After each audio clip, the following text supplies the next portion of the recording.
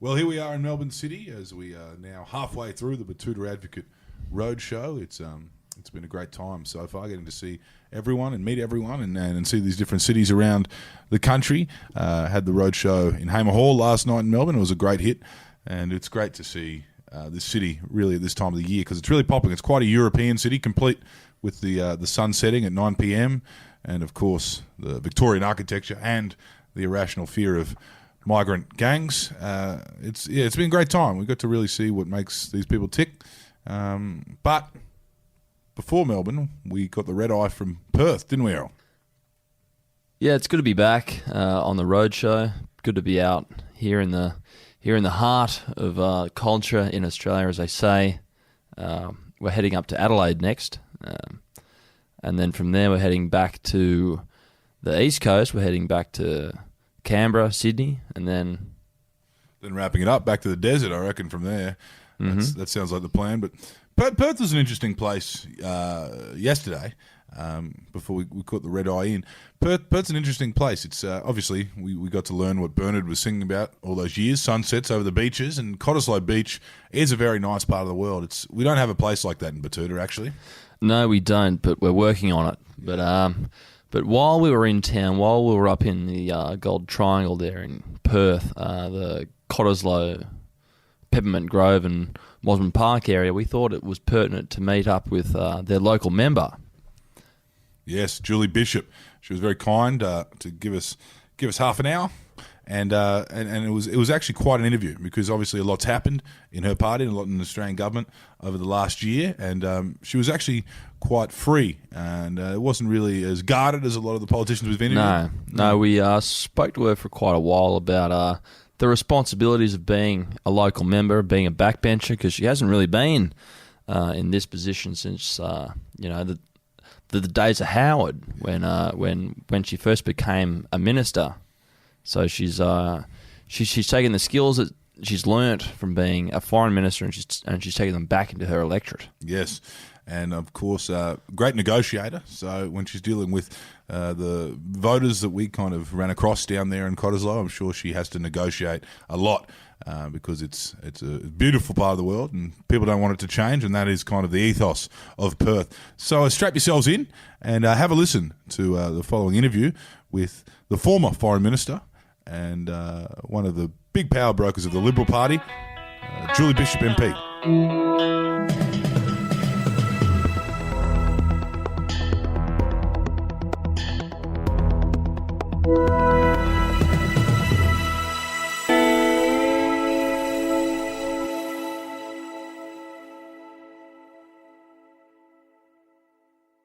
Well, here we are on halfway through the Batuta Advocate Roadshow. We're currently sitting in Cottesloe Beach in the lovely coastal areas of Perth, and we're sitting with the local hero and local member, Julie Bishop. Thanks for joining us.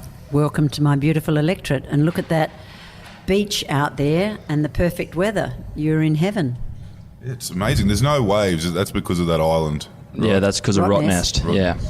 Yeah, no, you can surf out there, as you can see plenty of people on their paddle boards and a bit of body surfing, but it's a perfect day. Yeah. Perfect day. Yeah, it doesn't really compare to Lake Burley Griffith, does it? It's a little different from Lake Burley Griffin in middle winter, you're right, yeah. Now, we noticed you've got one watch on. You only keep one watch on because you're kind of dealing with Canberra time a lot as well. We did the flight from the East Coast, and it's not something we really like doing that often, and you do that often. Yeah. The 3-hour time difference is a real killer, and I wish we had daylight saving here in Western Australia, but as you know, it fades the curtains and upsets the cows that are being milked. Yep. Exactly, so you can't do it. But the 3-hour time difference does make it challenging, because just as you're getting up, everybody's halfway through the morning, and just as you're getting into the day, everybody's going home. But the flight time can vary between 3.5, 4, 5 hours, depending upon headwinds, tailwinds, and it takes a hell of a lot of time out of your day. Yeah. But when I was Foreign Minister, I was doing a lot of travelling overseas, so the Perth to Canberra flight seemed like a walk in the park. Yeah. Have you missed anything important on that flight in your career? have I missed anything? As in, I've been on a plane when something exciting happened all when the everyone time. gets to be in Canberra, and you All the get off the time. plane and something's happened. Maybe they've changed prime ministers since you've been flying. Sometimes it's a good place to be. Yeah. Oh, sorry, I would have got back to you, but I was on a plane. Yeah. So it can be a two-edged sword. Do they let you use your mobile phone on the comm planes? No, the new flights overseas have Wi-Fi, and then suddenly you're lying there and bing, a message comes up. You think, damn, they found me. Yeah. But we still don't use mobile phones on planes across the country. Yep. Now, you've recently returned to the backbench Yes. for the first time in how many years? 16. So that was back when Howard. That was. I became a minister in 2003. Yep. And since 2003, I was either a minister or shadow minister or cabinet minister.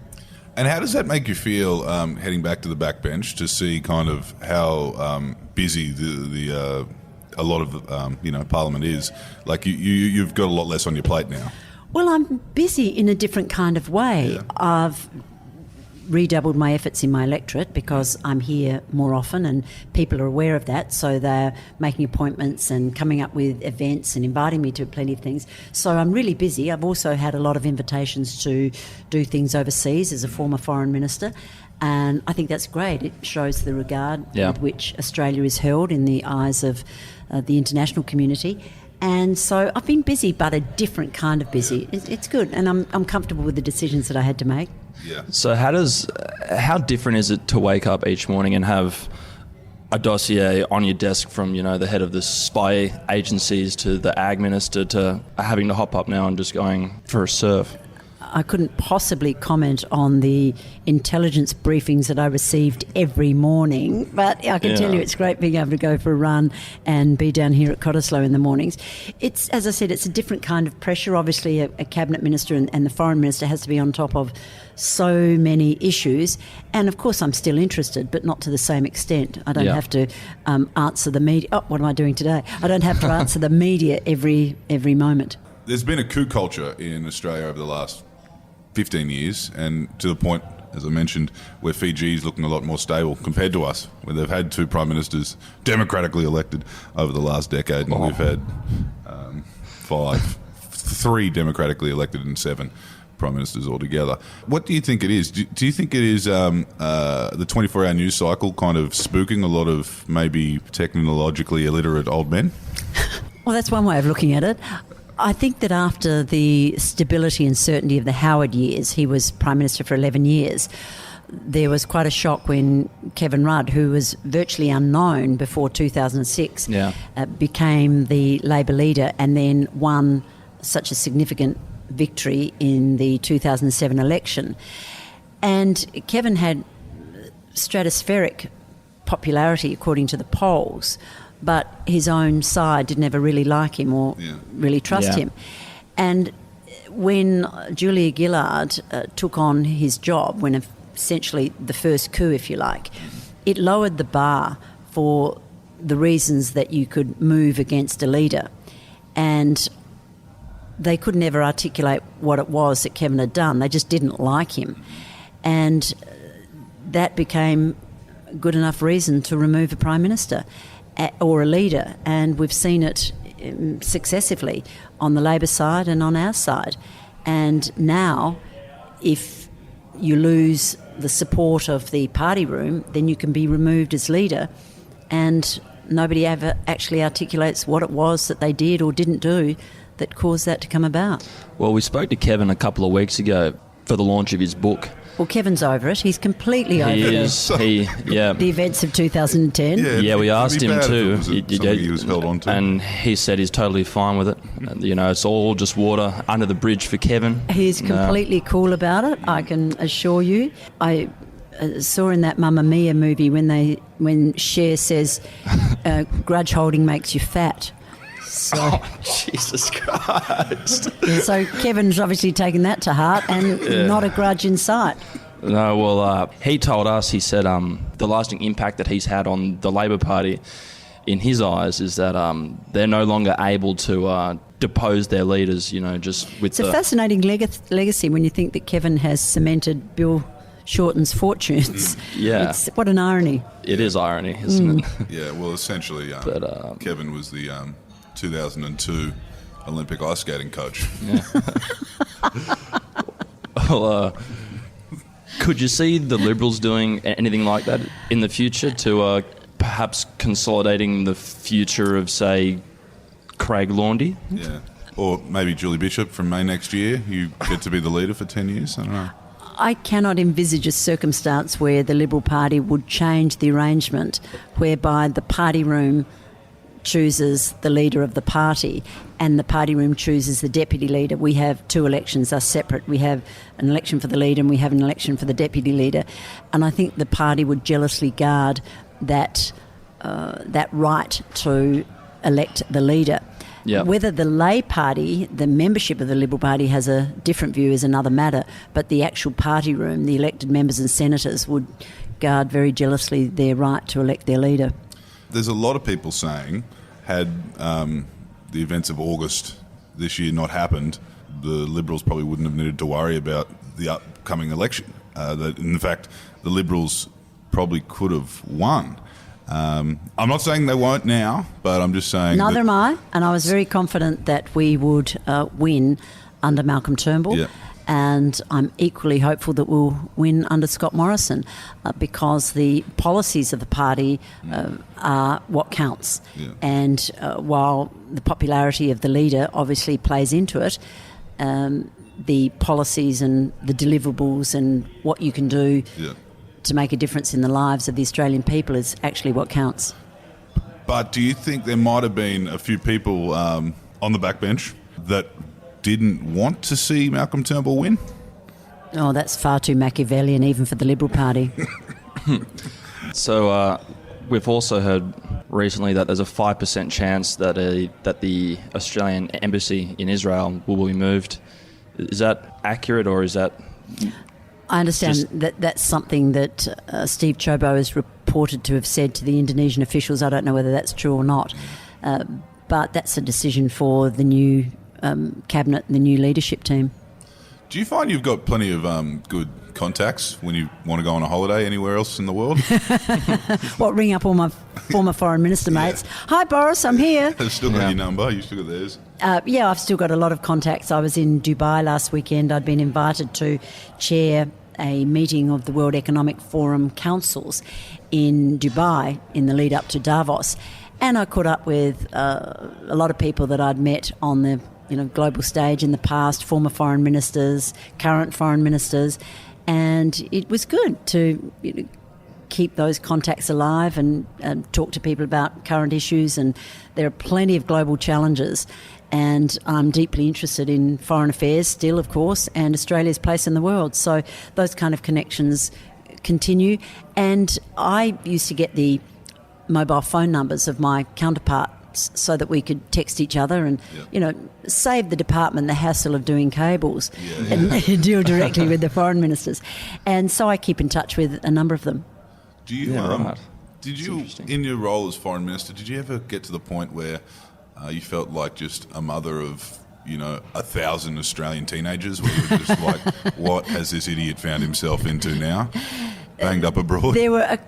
There was a constant stream of consular cases, and you had to be alert to issues that could blow up overseas at any time, and people can get into trouble for all sorts of reasons. So we had a really focused campaign to try and inform Australian travellers of what to expect when they go overseas. When you leave Australia, you leave the Australian jurisdiction, you leave the Australian legal system, and you are subject to the legal system of the other country. And maybe you should leave last weekend's jeans at home as well. And I've spent a lot of time explaining to people that there's only so much the Australian government can do to extract you from situation A, B, C in another country. And I would say to people, just imagine if this were to happen to a visitor in Australia. You can't just ring the judge and say, can you just let them off?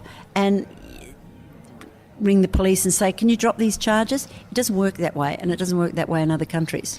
Yeah, because you often hear, though, like I remember hearing a lot of the details with the Bali 9. They were just asking, how come you just can't get the SAS to go into Bali in the dead of night and go and get them and then come back here? I think that's called a military invasion. Yeah.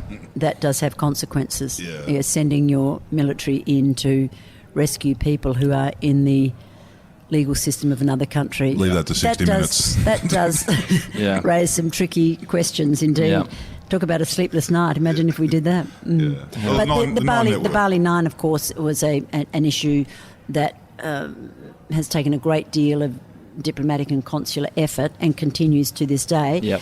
Obviously, we weren't successful in our pleas and advocacy over Chan and Sukumaran, but Renee Lawrence is on the way home. So, it really is challenging and difficult, but it's beyond belief that people still go overseas with a view to trafficking drugs in or out of Australia. Is it true that there's a framed picture of you in Mercedes and Chappelle's living room back on the Gold Coast? Could you? I would expect so. Isn't there one in everyone's living room? Well, there is in this part of the Oh, world. yeah. I Well, think, there would be here in Yeah. downtown Cottesloe. I hand them out for free. So, is it expensive? Can we just ask that when we rotate ministries and cabinets? Is that expensive for the Australian taxpayer? Well, of course, any change in minister means that there are expenses attached to it. Business cards.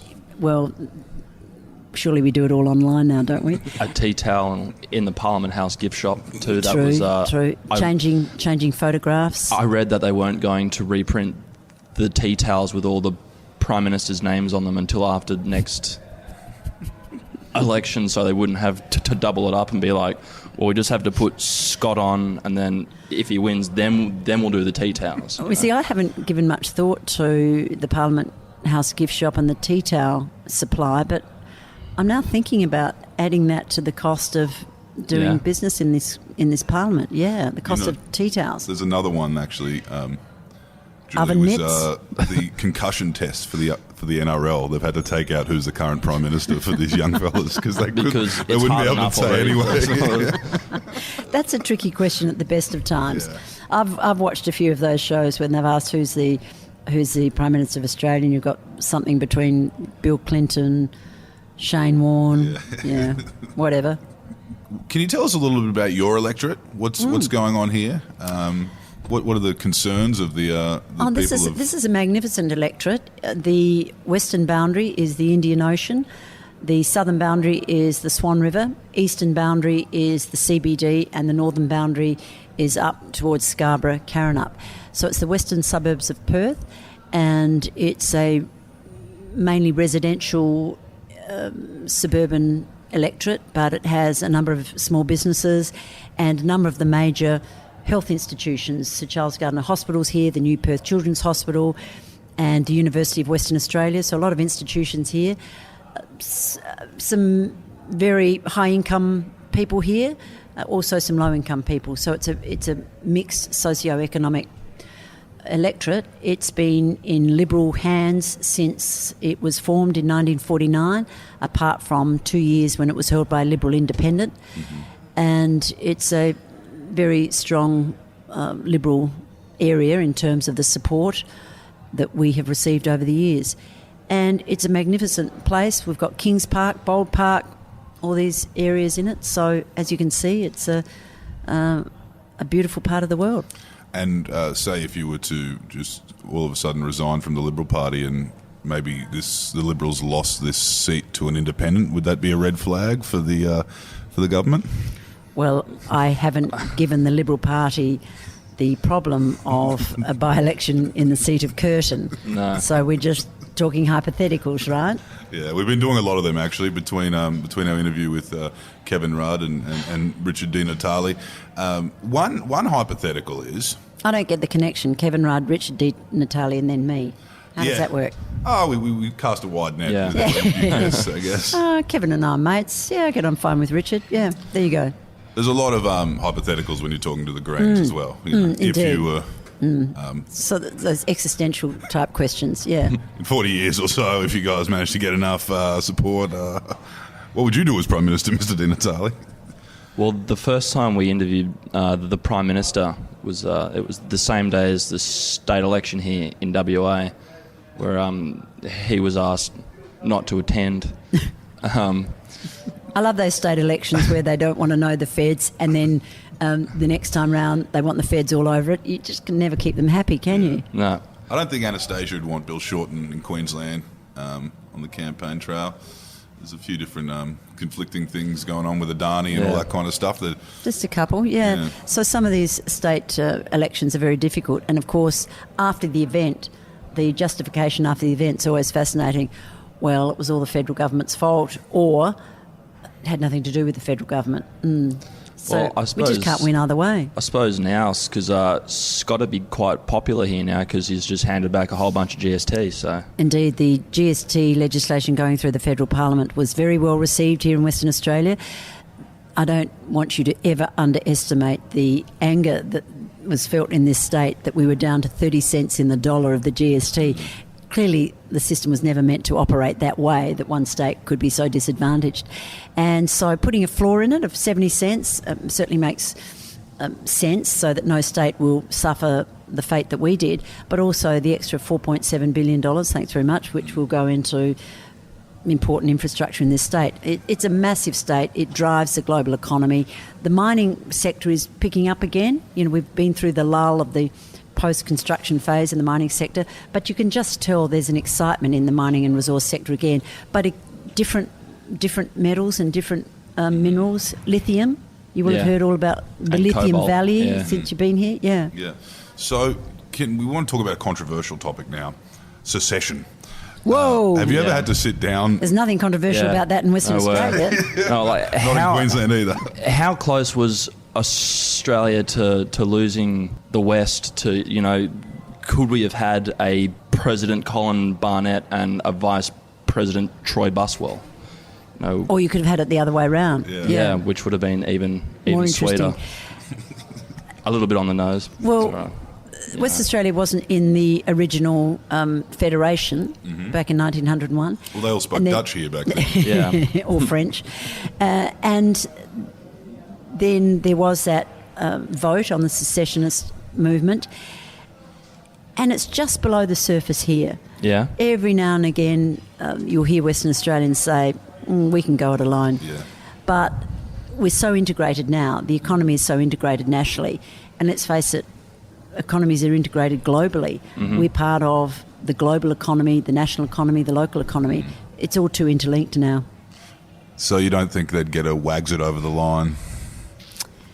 Gee, it's tempting, isn't it? Just to use the word. Yeah, wax it sounds pretty good. Yeah, just shout that from the rooftops. Well, there's been talk of a North Quexit, so we don't know. We don't know. It's a real thing. The Catters are very onto it. George Christensen is. Do they want to do Northern Australia? Capricorn line. Across the Capricorn line. Yeah, so Batuta would actually probably be part of the Southerners in that circumstance. Correct me if I'm wrong. I think there's only 2 or 3 tar roads going into WA from the east. There's one on the Nullarbor and there's 2 up the Kimberley, isn't there? We don't make it easy for you. No, I mean, we don't want hordes of eastern staters coming over here. You can visit, but you've got to go back again. Yeah. Beautiful one day, not Sunshine Coast the next, not Gold Coast the next. Oh, this is perfection. Have you been up to the Kimberley? Yes. Yet? Yeah, I have. That's pretty stunning. And Broome and those areas are out of this world. So here we are. Well, speaking of Western Australia. that idea of secession and, us against the world, this looks like a very nice part of the world, very nice part of Perth. Beautiful part How of do you Perth. deal with the NIMBYs? Because I'm sure you have a few in your electorate. Well, Cottesloe is a good example. This is not an overdeveloped beachfront, can I put it that way? And often when there are proposals to develop along Cottesloe Beach, there's considerable resistance because people like it to be unspoilt. It's the same as the Perth foreshore, and there are some developments on the Perth foreshore now, but many people just like the unspoilt natural beauty of the place. And it's that balancing between urbanisation and development versus the status quo. And this electorate has its fair share of development challenges and issues, and even if they're not involving the federal government, my constituents like to come to see me to get my views on. There's a proposal to develop a restaurant at the end of the Groin. There are always proposals to develop the beachfront here. but so far they've been pretty well resisted by the local councils, and people who feel strongly enough about it, of course, get elected to the local councils. Are there any skills that you found that have been transferable from, kind of being on the world stage, having to deal with the foreign minister of Russia, to dealing with, an irate Linen kind shirt. of person here is like... Very similar experiences, actually. Yeah. Well, negotiating skills, patience, empathy, backing your judgment, standing your ground, all those sorts of things. Yeah, they can come in handy anywhere, anytime. Yeah. We have to say you've done very well. There's no subways or kind of city beach or gelatos along the beach here. So you're miles ahead of the Wentworth electorate anyway. Yeah. We have to say. Or Noosa. I suppose it's a bit hard to compare the Bondi Beach with this one, I think. I think this one's a bit off the beaten track. Cottesloe Beach is well known. It was the scene of Janie Priest kissing Prince Charles years ago. Remember that? She was a local model here and brought a bit of notoriety to Cottesloe Beach. But it is a beautiful part of the world, and I love coming down here in the mornings and doing a soft sand run and a bit of a dip in the ocean. We've had a shark attack or two around here, which makes me very cautious, but nevertheless it's a beautiful part of the world, and people come from all over just to spend some time on Cottesloe Beach. So I can understand why the locals want it to remain as is and not bring too much traffic into the place, but still some quality restaurants and cafes are pretty popular here. Now you've been kind of as we said before, 16 years in the kind of in a ministerial role. Who do you think's been the kind of most competent operator you've seen, other than yourself? I'm very good at voting for myself. Yeah, thanks. Well, you had WA backing you too, didn't you? Well, let's not go there.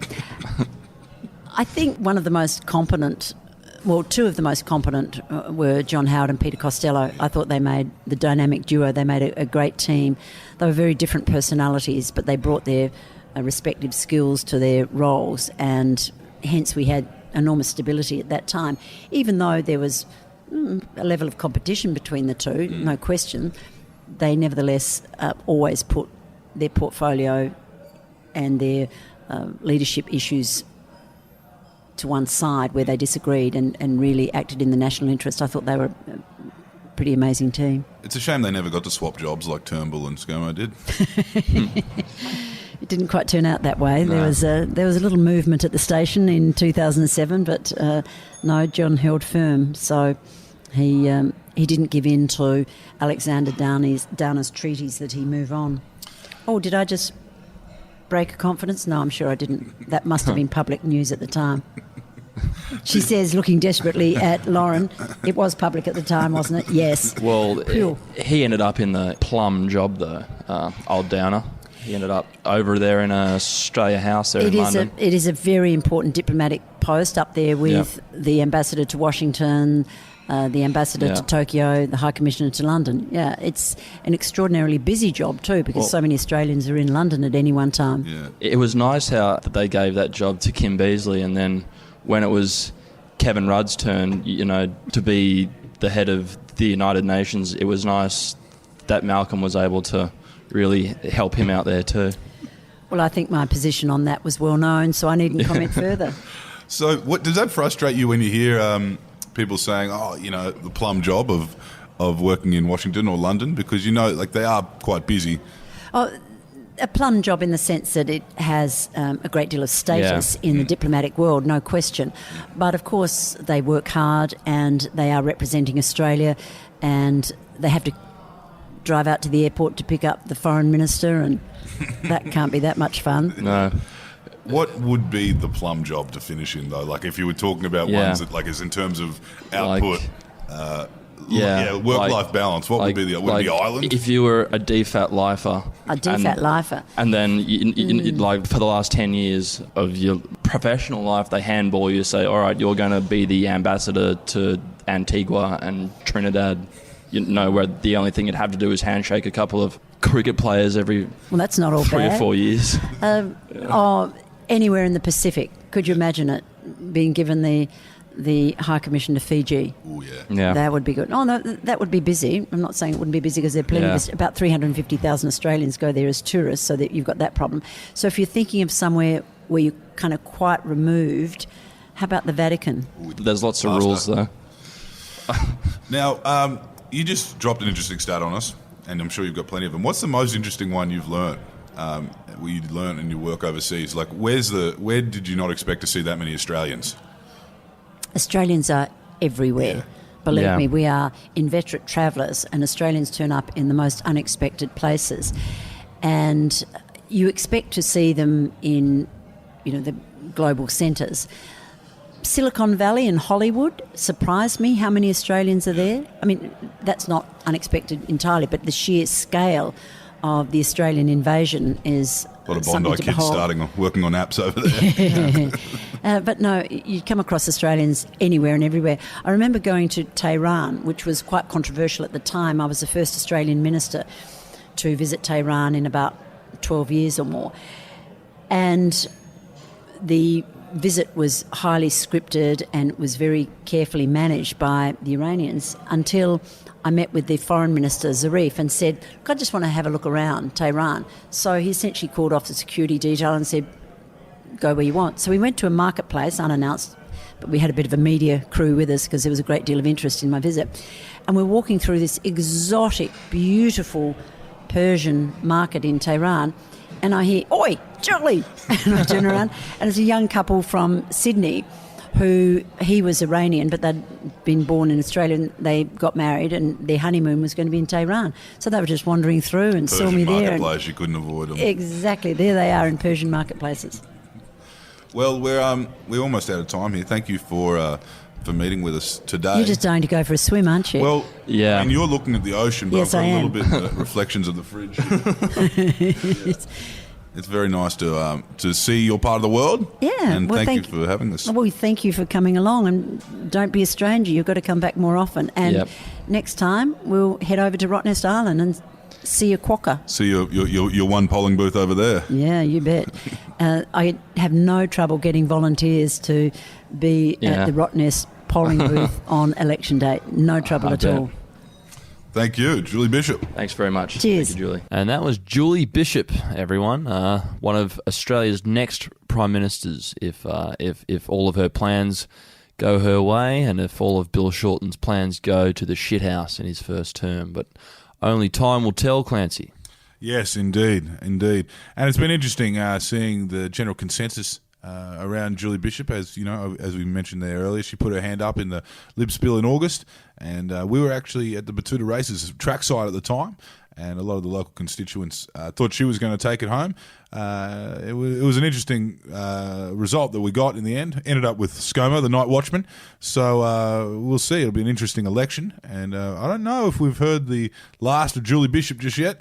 Certainly not, but she's definitely got her hands full with the people of Cottesloe and in her electorate at Curtin, who was the last Prime Minister that we had from WA. It was John Curtin. He was the wartime Prime Minister during World War II, and he died in office.